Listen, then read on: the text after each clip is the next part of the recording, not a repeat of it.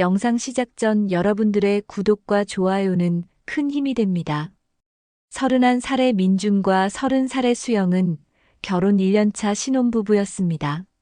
민준은 인공지능 기반 솔루션을 개발하는 스타트업의 대표였고, 수영은 중견 건설회사에서 대리로 근무하고 있었어요. 둘은 1년 전 지인의 소개로 만났는데, 첫 만남부터 서로에게 좋은 인상을 받았죠. 민준은 진중하고 성실한 성격으로 수영의 마음을 사로잡았습니다. 특히 데이트할 때마다 시간을 철저히 지키고 수영의 말을 끝까지 들어주는 모습에서 신뢰감을 느꼈어요. 약속 시간 10분 전에는 항상 나타나는 민준의 모습에서 수영은 이 사람이라면 평생을 함께할 수 있겠다는 확신을 가졌습니다. 수영 역시 단정하고 차분한 성격으로 민준의 눈에 들었어요. 화를 내거나 짜증을 부리는 모습을 한 번도 본 적이 없었고, 항상 미소를 잃지 않는 모습이 민준에게는 큰 매력으로 다가왔죠. 신혼집은 강남구 삼성동에 위치한 신축 아파트 30평이었습니다. 민준의 사업이 어느 정도 궤도에 오르면서 마련할 수 있었던 집이었어요. 거실 창문으로는 한강이 내려다 보였고, 인테리어도 모던하게 잘 꾸며져 있었습니다. 수영은 이 집에서 민준과 함께 행복한 가정을 꾸려나갈 생각에 설렜어요. 매일 아침 7시에 일어나는 수영은 민준을 위해 아침 식사를 준비했습니다. 된장찌개에 계란말이 나물 반찬, 몇 가지와 밥을 정성스럽게 차려주었어요. 민준은 항상 맛있다며 고마워했고, 수영은 그런 남편의 모습에 뿌듯함을 느꼈죠. 수영에게는 민준이 맛있게 먹는 모습을 보는 것이 하루 중 가장 행복한 순간이었습니다. 아침 식사를 마친 민준은 정장을 차려입고 출근 준비를 했어요.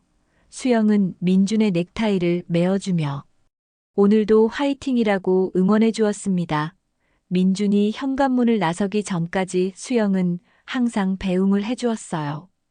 이런 소소한 일상들이 둘에게는 소중한 행복이었습니다. 저녁에는 함께 마트에 장보기를 가거나 집 근처 한강공원을 산책하며 시간을 보냈어요. 주말에는 영화를 보러 가거나 맛집을 찾아다니며 데이트를 즐겼습니다. 수영은 집안일도 척척 해냈어요. 빨래, 청소, 요리까지 모든 것을 완벽하게 해내는 모습에 민주는 감탄했습니다. 집안은 항상 깔끔하게 정리되어 있었고, 수영이 기르는 화분들로 인해 생기가 넘쳤죠. 민준의 회사는 대기업과의 계약을 따내며 급성장하고 있었습니다. 직원도 처음 5명에서 20명으로 늘어났고, 사무실도 강남으로 이전했어요. 바쁜 와중에도 민준은 수영과의 시간을 소중히 여겼습니다. 출장에서 돌아올 때마다 수영이 좋아할 만한 선물을 사오곤 했어요. 향수나 액세서리. 때로는 수영이 좋아하는 디저트를 사다가 깜짝 선물로 주곤 했습니다. 수영도 회사에서 인정받는 직원이었어요. 건설 프로젝트 관리 업무를 담당하고 있었는데, 꼼꼼하고 책임감 있는 성격으로 상사들의 신뢰를 받고 있었습니다. 결혼 후에도 커리어를 포기하지 않고 열심히 일하는 모습에 민주는 자랑스러워했어요. 수영은 일과 가정을 모두 잘 챙기는 완벽한 아내였습니다. 저녁 시간이면 둘이 함께 소파에 앉아 텔레비전을 보며 대화를 나누었어요. 민주는 회사 일 이야기를, 수영은 직장 동료들과의 에피소드를 들려주었습니다. 서로의 일상을 공유하며 친밀감을 쌓아가고 있었어요. 때로는 미래에 대한 계획도 세웠습니다.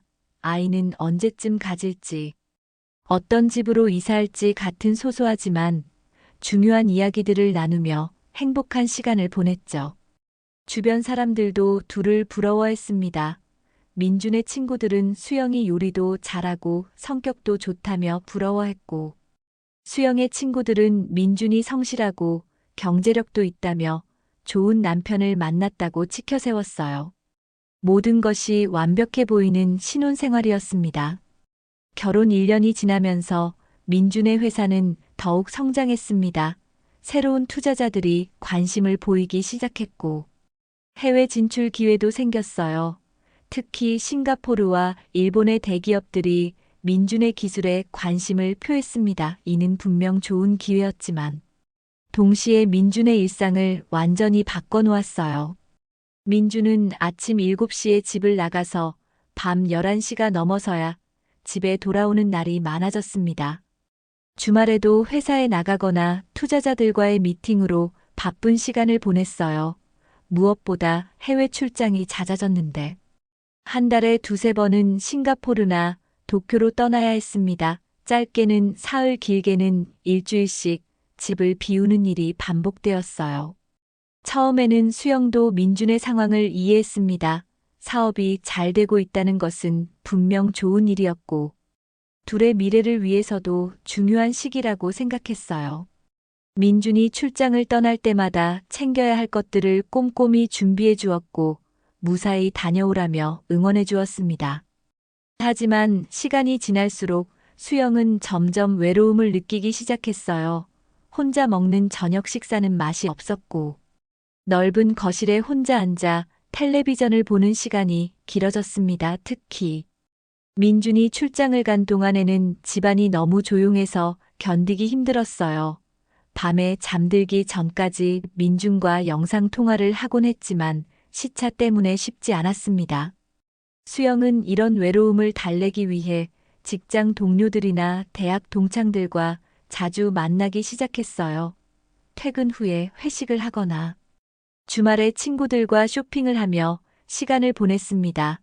민준이 없는 저녁에는 친구들과 술을 마시러 나가는 일도 잦아졌어요. 친구들은 수영의 상황을 이해해 주었고, 함께 시간을 보내며 수영의 외로움을 달래주려고 노력했습니다. 그 중에서도 대학 동창인 미나와 가장 자주 만났어요. 미나는 아직 결혼하지 않은 상태로 자유롭게 살고 있었는데, 수영에게는 부러운 존재였습니다. 미나는 헬스장도 다니고 새로운 취미도 배우며 활발하게 생활하고 있었어요. 수영은 미나와 함께 있으면 결혼 전에 자유로웠던 시절이 그리워졌습니다. 미나의 권유로 수영도 집 근처 헬스장에 등록했어요. 운동을 하면 스트레스도 풀리고 몸매 관리에도 도움이 될 것 같았습니다. 처음에는 주 이틀 정도만 나갔지만 점차 운동하는 재미를 알게 되면서 거의 매일 헬스장을 찾게 되었어요.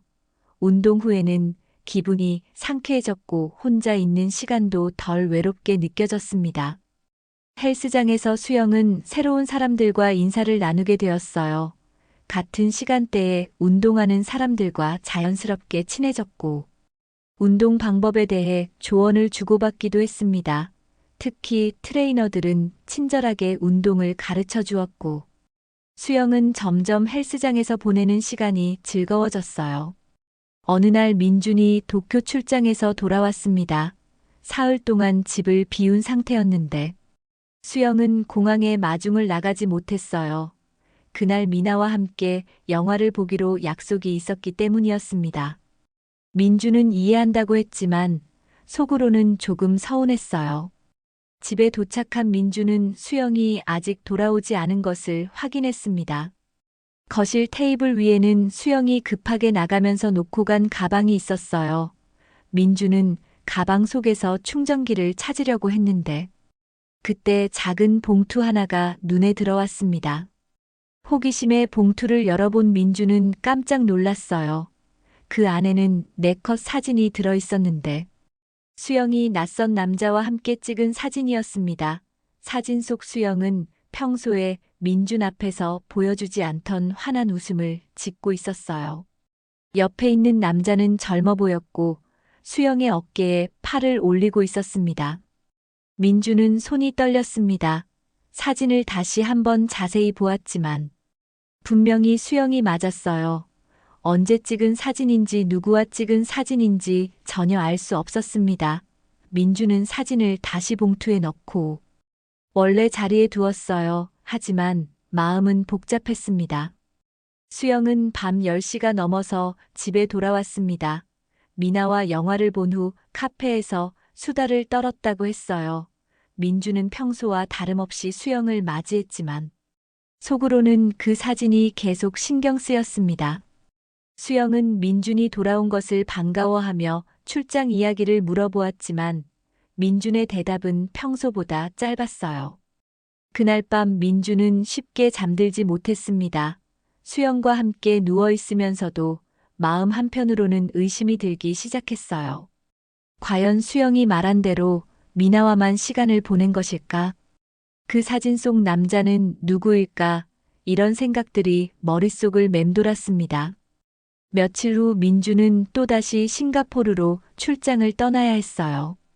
이번에는 일주일 동안 머물러야 하는 긴 일정이었습니다.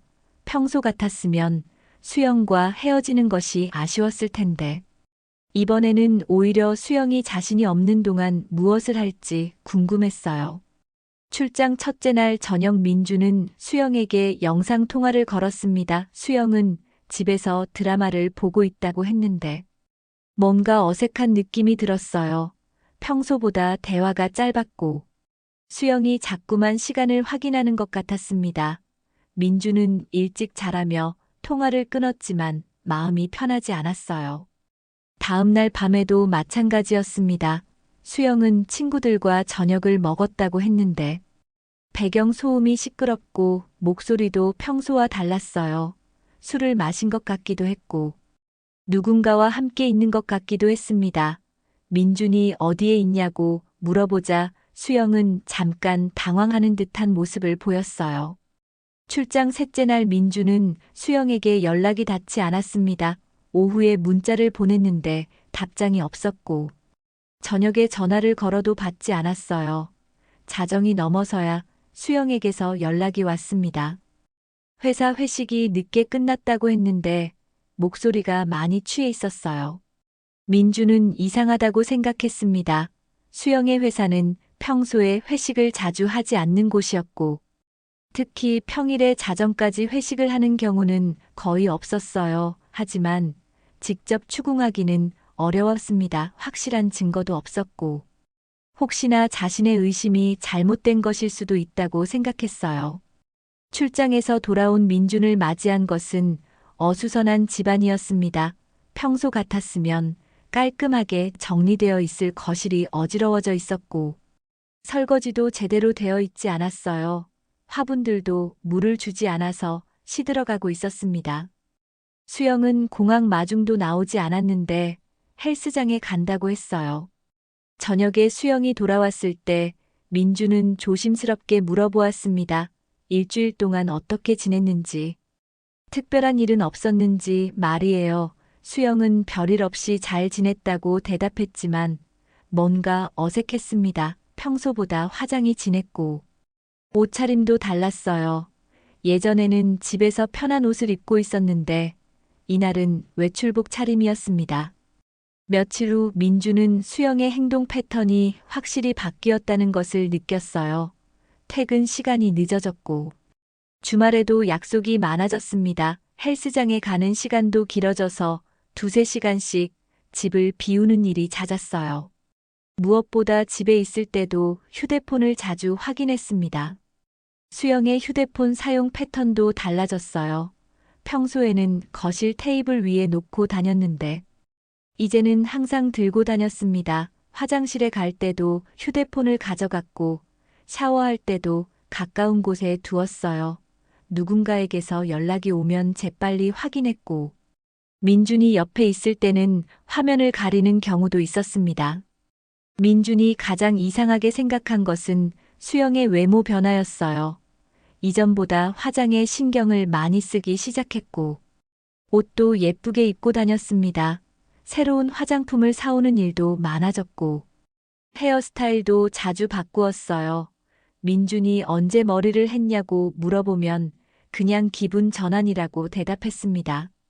어느 날 민준은 수영이 새로운 향수를 사용하는 것을 발견했어요. 평소에 사용하던 향과는 전혀 다른 달콤하고 섹시한 향이었습니다. 수영에게 언제 산 향수냐고 물어보니 친구가 선물해줬다고 했어요. 하지만 민준이 아는 수영의 친구들 중에 그런 향수를 선물할 만한 사람은 없었습니다. 수영의 운동 습관도 바뀌었어요. 이전에는 주로 유산소 운동을 했었는데, 이제는 웨이트 트레이닝에도 관심을 보였습니다. 몸매 관리에 더욱 신경을 쓰기 시작했고, 운동복도 예쁜 것들로 새로 샀어요. 헬스장에서 만난 사람들 이야기도 자주 했는데, 특히 트레이너들에 대한 이야기가 많았습니다. 민주는 점점 확신을 갖게 되었어요. 수영에게 분명히 무언가 변화가 생겼고, 그것이 단순한 기분 전환이나 새로운 취미 때문은 아니라는 것을 느꼈습니다. 하지만 여전히 확실한 증거는 없었어요. 그 네컷 사진 한 장뿐이었고, 그것도 언제 찍힌 것인지 확실하지 않았습니다. 결국 민주는 결정을 내렸어요. 더 이상 혼자 추측만 하고 있을 수는 없었습니다. 확실한 진실을 알아야 했고, 그러기 위해서는 전문가의 도움이 필요했어요. 민주는 인터넷을 검색해서 신뢰할 만한 사설 탐정 사무소를 찾기 시작했습니다. 민주는 며칠에 걸쳐 인터넷을 통해 사설 탐정 사무소를 조사했습니다. 리뷰도 꼼꼼히 읽어보고 가격도 비교해 보았어요. 무엇보다 비밀 보장이 확실한 곳을 찾고 싶었습니다. 결국 강남에 위치한 한 탐정 사무소를 선택했는데 15년의 경력을 가진 대표가 직접 상담을 해준다는 점이 마음에 들었어요. 상담 당일 민주는 긴장된 마음으로 탐정 사무소를 찾았습니다. 을지로에 있는 작은 빌딩 5층에 위치한 사무소는 생각보다 깔끔했어요. 대표인 김 탐정은 50대 중반의 남성으로 차분하고 신뢰감을 주는 인상이었습니다. 김 탐정은 민준의 이야기를 끝까지 들어주었어요. 그 네컷 사진부터 시작해서 수영의 변화된 행동 패턴까지 모든 것을 자세히 설명했습니다. 김 탐정은 고개를 끄덕이며 메모를 했고, 이런 케이스는 드물지 않다고 말했어요. 경험상 민준의 의심이 맞을 가능성이 높다고 했습니다. 조사 기간은 일주일로 정했어요. 수영의 일상을 추적하면서 의심스러운 행동이나 만남이 있는지 확인하는 것이었습니다. 비용은 200만 원이었는데 민준에게는 적지 않은 금액이었지만 진실을 알기 위해서는 어쩔 수 없었어요. 계약서에 서명하면서 민준의 손은 떨렸습니다. 조사가 시작된 첫 번째 날부터 김 탐정은 수영의 행동을 면밀히 관찰했어요. 수영이 회사에서 퇴근하는 시간부터 집에 도착할 때까지의 모든 동선을 파악했습니다. 첫날은 별다른 이상이 없었어요. 퇴근 후 마트에서 장을 보고 바로 집으로 돌아갔습니다. 이틀째 되는 날 수영은 퇴근 후 헬스장으로 향했어요. 하지만 운동하는 시간이 평소보다 길었습니다. 2시간 넘게 헬스장에 있다가 나왔는데 함께 나온 남성이 한 명 있었어요. 젊은 남성이었고 둘은 헬스장 앞에서 10여 분간 대화를 나눈 후 각자 헤어졌어요. 셋째 날은 더욱 결정적이었습니다. 수영은 퇴근 후 집에 들르지 않고 바로 강남의 한 카페로 향했어요. 그곳에서 이틀 전 헬스장에서 만난 그 남성과 만났습니다. 둘은 마주 앉아 1시간 넘게 대화를 나누었고 카페를 나와서는 근처 술집으로 자리를 옮겼어요. 술집에서 둘의 행동은 더욱 친밀해 보였습니다. 테이블에 앉아 있으면서도 서로 가까이 다가앉았고 대화 중에 손을 잡는 모습도 보였어요. 수영은 평소 민준 앞에서 보여주지 않던 적극적인 모습을 보였습니다.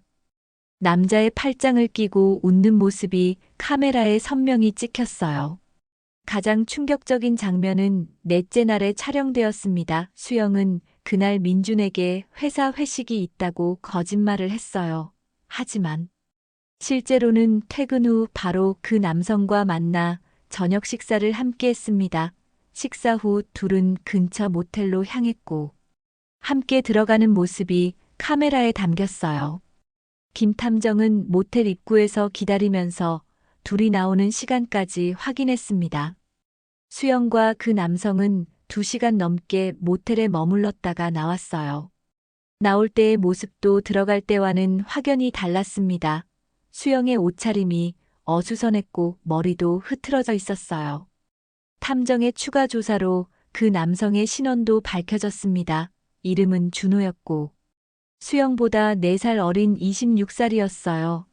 헬스장에서 트레이너로 일하고 있었는데 정규직이 아닌 프리랜서였습니다.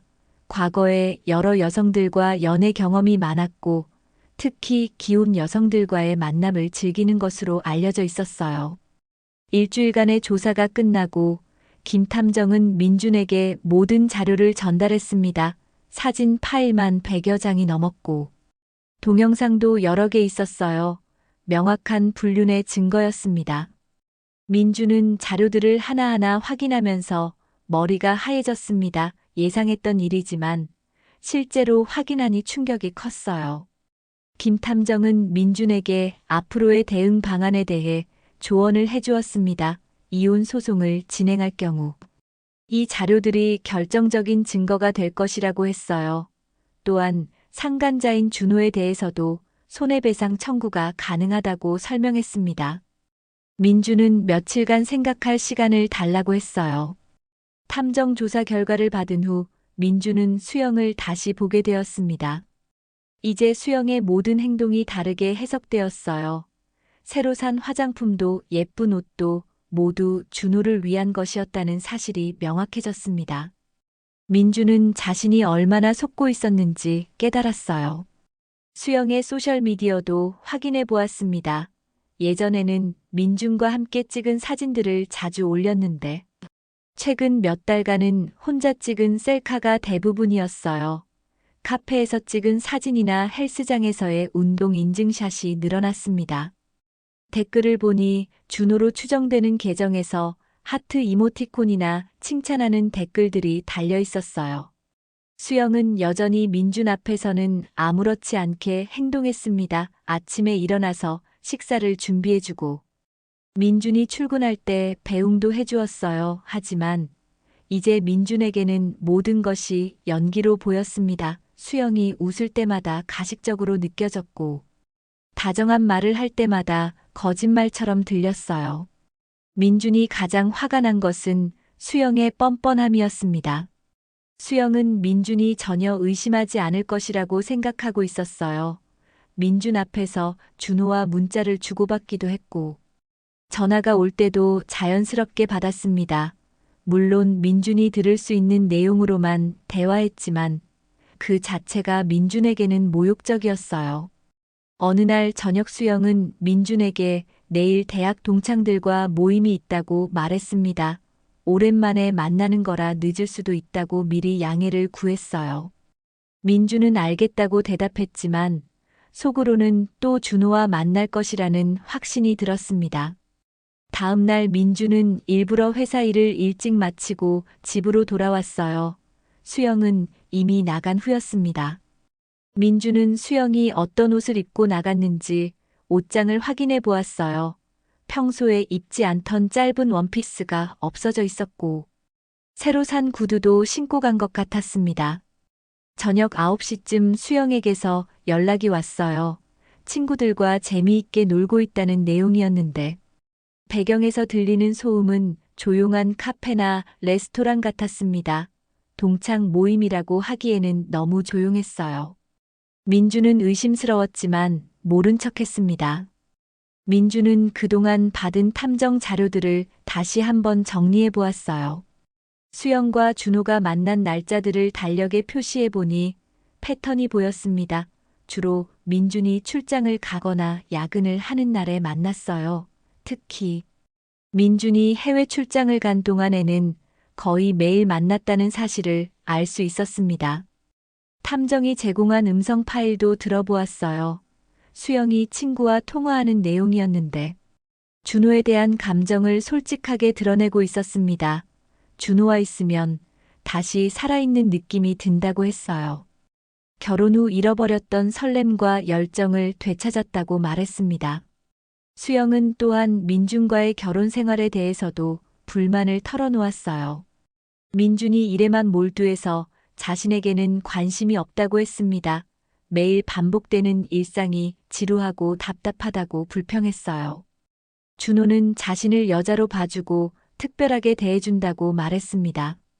가장 충격적인 것은 수영이 이혼에 대해서도 언급한 것이었어요. 하지만 지금 당장은 경제적으로 불안하니까 좀 더 시간을 두고 생각해 보겠다고 했습니다.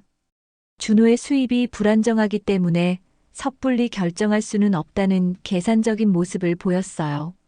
민준이 싱가포르 출장에서 돌아온 날도 수영은 준호와 함께 있었습니다. 민준이 공항에 도착해서 연락했을 때 수영은 친구와 쇼핑 중이라고 거짓말을 했어요. 하지만 탐정의 보고에 따르면 그 시간 수영은 준호와 모텔에 있었습니다.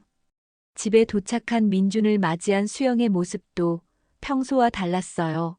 화장이 약간 지워져 있었고 옷에서는 낯선 남자 향수 냄새가 났습니다. 하지만 수영은 태연하게 쇼핑이 피곤했다며 샤워를 하러 들어갔어요. 그 뻔뻔한 모습에 민주는 분노가 치밀어 올랐습니다. 민주는 이제 더 이상 참을 수 없었어요. 수영의 이중적인 모습과 거짓말에 지쳤습니다. 사랑했던 아내가 이렇게 낯선 사람이 될 줄은 몰랐어요. 민주는 결정을 내렸습니다. 더 이상 이런 상황을 방치할 수는 없었어요. 민주는 더 이상 망설일 수 없었습니다. 탐정이 제공한 모든 자료를 정리한 후 이혼 전문 변호사를 찾기로 결심했어요. 인터넷 검색을 통해 평판이 좋은 법무법인을 몇 곳 출연했고 그 중에서도 가정사건을 전문으로 하는 변호사를 선택했습니다. 법무법인은 서초동에 위치해 있었어요. 민주는 상담 예약을 잡고 모든 증거 자료를 준비했습니다. 탐정이 제공한 사진과 동영상 파일들을 USB에 저장했고 조사 보고서도 함께 가져갔어요. 변호사 사무실에 들어서는 순간 민준의 손은 떨렸습니다. 담당 변호사는 40대 중반의 여성이었어요. 박 변호사는 15년간 가정사건만 전담해온 전문가였습니다. 민준의 이야기를 차분히 들어주었고 제출한 자료들을 꼼꼼히 검토했어요. 사진들을 하나씩 살펴보더니 이 정도면 불륜의 명확한 증거라고 말했습니다. 박 변호사는 민준에게 앞으로의 절차에 대해 자세히 설명해 주었어요. 먼저 수영과 대면해서 이혼 의사를 분명히 밝히고 협의 이혼이 가능한지 확인해 보라고 했습니다. 만약 수영이 거부한다면 조정 이혼이나 재판 이혼으로 진행해야 한다고 설명했죠. 재산 분할에 대해서도 조언을 받았습니다. 수영의 불륜이 입증되었으므로 민준에게 유리한 조건으로 진행될 가능성이 높다고 했어요. 특히 신혼집 아파트의 경우 민준 명의로 되어 있고 민준의 수입으로 구입한 것이므로 수영의 몫은 크지 않을 것이라고 예상했습니다. 상간자인 준호에 대한 손해배상 청구도 가능하다고 했어요. 정신적 피해에 대한 위자료를 청구할 수 있고 보통 2천만 원에서 5천만 원 정도의 배상금을 받을 수 있다고 설명했습니다. 준호의 경제적 능력을 고려하면 분할 지급도 가능하다고 덧붙였어요. 박 변호사는 민준에게 한 가지 조언을 더 해주었습니다. 수영과 대면할 때는 감정적으로 흥분하지 말고 차분하게 진행하라고 했어요. 혹시 수영이 사과하거나 용서를 빌더라도 한번 신뢰가 깨진 관계는 회복하기 어렵다고 현실적인 말을 해주었습니다. 상담을 마친 민주는 집으로 돌아가는 길에 많은 생각을 했어요. 1년 전만 해도 행복한 신혼부부였는데 이제는 이혼을 준비하고 있다는 현실이 믿어지지 않았습니다. 하지만 더 이상 돌아갈 수는 없었어요. 수영의 배신은 용서할 수 없는 일이었습니다. 그날 저녁 수영은 평소와 다름없이 집에 돌아왔어요. 헬스장에 다녀왔다며 샤워를 하러 들어갔습니다. 민주는 거실 소파에 앉아 수영을 기다렸어요. 손에는 탐정이 제공한 사진들과 USB가 들려 있었습니다. 샤워를 마친 수영이 거실로 나왔을 때 민준의 표정이 평소와 다르다는 것을 느꼈어요. 하지만 별 생각 없이 민준 옆에 앉으며 오늘 회사에서 무슨 일이 있었냐고 물어보았습니다. 민준은 대답 대신 테이블 위에 사진들을 늘어놓았어요. 수영의 얼굴이 순간 하얗게 변했습니다. 자신과 준호가 함께 찍힌 사진들이 선명하게 보였어요. 모텔에 들어가는 모습부터 카페에서 다정하게 대화하는 장면까지 모든 것이 다 찍혀 있었습니다. 수영은 말을 잇지 못하고 입만 벌린 채 사진들을 바라보았어요. 민준이 조용한 목소리로 말했습니다. 이제 변명할 필요 없다고 했어요. 모든 증거가 다 있으니 솔직하게 말하라고 했습니다. 수영은 처음에는 오리발을 내밀려고 했어요. 그냥 친구라고 했고. 오해라고 말했습니다. 하지만 민준이 더 많은 사진들을 보여주자 더 이상 부인할 수 없었어요. 결국 수영은 무릎을 꿇고 눈물을 흘리기 시작했습니다. 잘못했다며 용서해달라고 빌었어요. 그냥 외로웠을 뿐이라고 변명했습니다. 민준이 일에만 몰두해서 자신에게는 관심이 없는 것 같아서 그런 일이 일어났다고 말했어요. 하지만 민준의 마음은 이미 돌아서 있었습니다. 수영의 눈물도 사과도 더 이상 민준에게는 의미가 없었어요. 민준은 단호하게 말했습니다. 한 번의 실수라고 하지만 그 한 번이 우리 사이를 완전히 끝냈다고 했어요. 더 이상 같이 살 수 없다고 선언했습니다. 대면 이후 민준은 바로 법적 절차에 들어갔습니다. 박 변호사에게 연락해서 이혼 소송과 상간자 소송을 동시에 진행해달라고 요청했어요. 수영은 그 사이에도 계속 매달리며 용서를 빌었지만 민준의 마음은 이미 굳어 있었습니다. 소송 준비가 시작되면서 민준은 추가 증거들을 수집했어요. 수영의 신용카드 사용 내역을 확인해 보니 모텔 결제 기록들이 여러 차례 나와 있었습니다. 또한 준호에게 선물을 사준 흔적들도 발견되었어요. 비싼 시계와 옷을 사준 기록이 카드 명세서에 남아 있었습니다. 박 변호사는 소송장을 작성하면서 민준에게 현실적인 조언을 해주었어요. 수영이 재산 분할을 요구할 가능성이 있지만 불륜 사실이 입증되었으므로 최소한으로 줄일 수 있다고 했습니다. 특히 신혼집 아파트는 민준의 혼전 재산과 민준 명의의 대출로 구입한 것이므로 수영의 몫은 거의 없을 것이라고 예상했어요. 상간자 소송의 경우 준호의 경제적 능력을 고려해서 적정한 금액을 책정했습니다. 3천만 원의 정신적 피해 배상금을 청구하기로 했어요. 준호가 한 번에 지급하기 어려울 경우 분할 지급도 가능하다고 설명했습니다. 소송장이 준호에게 전달되었을 때 준호의 반응은 예상과 달랐어요. 처음에는 대수롭지 않게 생각했던 것 같았습니다. 헬스장 동료들에게 기혼 여성과의 불륜이 뭐 그리 큰 일이냐며 웃어넘겼어요. 하지만 법원에서 정식 소송장을 받고 나서는 완전히 달라졌습니다. 준호는 급히 변호사를 찾아갔지만 상황이 좋지 않다는 이야기를 들었어요. 명확한 증거들이 너무 많았고 불륜 사실을 부인하기 어려운 상황이었습니다. 변호사는 합의를 통해 배상금을 줄이는 것이 최선이라고 조언했어요. 재판까지 가면 오히려 더 불리해질 수 있다고 경고했습니다. 이 소식을 들은 준호는 당황하기 시작했어요. 3천만 원이라는 금액은 프리랜서 트레이너인 준호에게는 감당하기 어려운 큰 돈이었습니다. 게다가 소송 사실이 알려지면 헬스장에서의 일자리도 잃을 위험이 있었어요. 준호는 수영에게 연락해서 어떻게 하면 좋을지 물어보았습니다. 하지만 수영도 자신의 상황이 급박했어요. 민준은 집에서 나가라고 했고 이혼 절차도 빠르게 진행되고 있었습니다.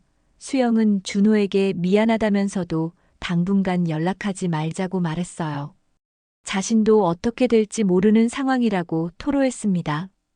결국 준호는 수영과의 연락을 끊기로 결정했어요. 소송에 휘말려서 자신의 인생이 망가지는 것보다는 깔끔하게 정리하는 것이 낫다고 판단했습니다. 수영에게 마지막 연락을 하면서 앞으로는 만나지 말자고 통보했어요. 수영은 충격을 받았지만 어쩔 수 없이 받아들여야 했습니다. 수영의 상황은 더욱 절망적이 되어 갔어요. 남편은 이혼을 고집하고 있고 준호는 연락을 끊어버렸습니다. 직장에서도 개인적인 문제로 집중하지 못하는 모습을 보이자 상사들의 눈총을 받기 시작했어요. 무엇보다 경제적으로 독립할 준비가 전혀 되어 있지 않았습니다. 수영은 부모님께 도움을 요청했어요. 처음에는 구체적인 사정을 말하지 않고 민준과 사이가 좋지 않다고만 했습니다. 하지만 부모님이 자세히 물어보자 결국 모든 사실을 털어놓았어요. 수영의 부모님은 크게 충격을 받았고 당장 민준에게 가서 용서를 빌어보자고 제안했습니다. 수영의 부모님은 민준을 찾아와서 무릎을 꿇고 사과했어요. 딸이 잘못한 것은 맞지만 한 번만 용서해달라고 빌었습니다. 결혼한 지 얼마 되지 않았으니 다시 기회를 달라고 간청했어요. 특히 수영의 어머니는 눈물을 흘리며 매달렸습니다. 하지만 민준의 결심은 흔들리지 않았어요. 장인어른과 장모님에게는 죄송하지만 더 이상 수영과 함께 살 수 없다고 단호하게 말했습니다. 신뢰가 깨진 관계는 다시 회복할 수 없다고 설명했어요. 또한 아이가 없어서 다행이라는 말도 덧붙였습니다. 이 말을 들은 수영의 부모님은 더 이상 할 말이 없었어요. 민준의 단호한 태도에서 돌이킬 수 없다는 것을 느꼈습니다. 결국 발걸음을 돌리면서 수영에게 스스로 책임지라고 말할 수밖에 없었어요. 수영은 마지막 희망마저 사라진 것을 깨달았습니다. 이혼이 성사된 지 6개월이 흘렀습니다. 민준의 삶은 완전히 새로운 궤도에 올라 있었어요. 처음에는 혼자 사는 것이 어색했지만 시간이 지나면서 오히려 자유로움을 느끼기 시작했습니다. 더 이상 누군가의 거짓말에 속지 않아도 되고 의심하며 살 필요도 없었어요. 민준의 회사는 그동안의 노력이 결실을 맺어 급성장하고 있었습니다. 싱가포르와 일본 진출이 성공적으로 이루어졌고 새로운 투자자들도 줄지어 들어오고 있었어요. 직원 수도 50명으로 늘어났고 판교에 새로운 사무실을 마련했습니다. 민준은 이제 진정한 사업가로 인정받기 시작했어요. 바쁜 일정 속에서도 민준은 이전보다 훨씬 집중할 수 있었습니다. 수영과의 문제로 마음이 복잡했던 시절과는 달리 이제는 온전히 일에만 몰두할 수 있었어요. 회사 운영뿐만 아니라 새로운 기술 개발에도 적극적으로 참여했습니다.